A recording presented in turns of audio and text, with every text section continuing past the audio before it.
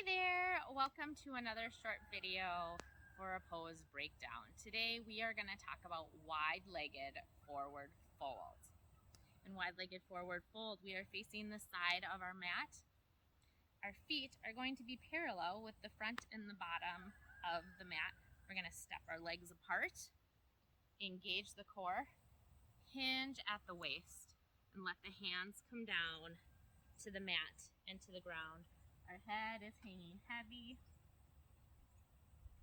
and we're finding our breath.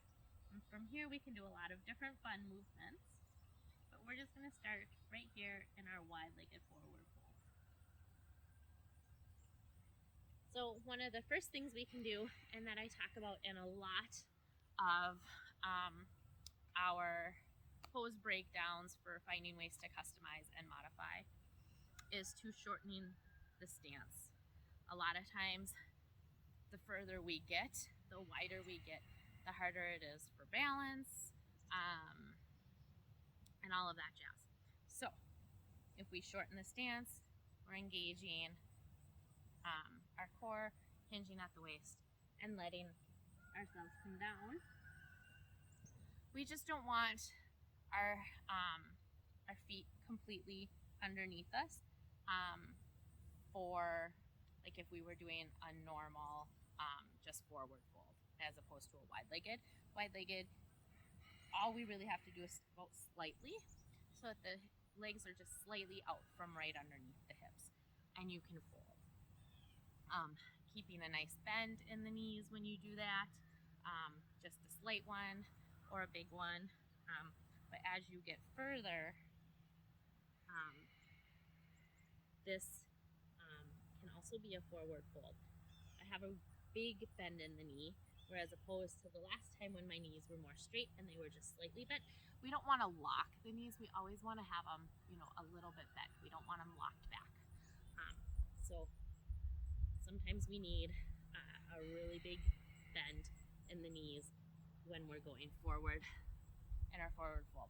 So that bend in the knees, shortening stance, those are a few ways that we can easily just kind of modify, customize that forward fold.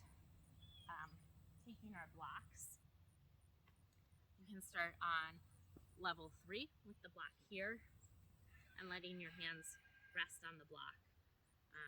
You could go to level 2 or you could go to level 1 depending on what's comfortable for you. So allowing that block to help, or using a chair. So if we're using the chair, I'm going to put it to the side here. We're doing the same thing. We're stepping out, engaging the core, hinging at the waist, letting our hands drop. So this is our forward fold. We can do it on the tall side of our chair as well, using that, engaging the core, hinging at the waist, and using this for support. We can also do it sitting. So if I'm seated in the chair, I take my legs out, bent or straight, just like when we're standing, right? And again, we don't want to lock the legs. We want a nice slight bend or a deeper bend in the knees. When you lock them, it puts a little bit too much pressure on the knees. So taking the legs out wide. I recommend a block if you're going to go deep in your hinge when you're seated, because if you engage your core and you hinge at the waist, you bring your hands down. It is easy in this pose to kind of slide kind of forward. So having the block here as you hinge with the chair when you're seated is really nice. I don't have 2 chairs, but you could put another chair in front of you, which would be about here, and your hands would rest on that chair. And so you're still, legs are wide, you're hinging, and you're letting your hands rest. That is another great way to do wide-legged fold using 2 chairs. So So those are just a few ways that I customize a wide-legged fold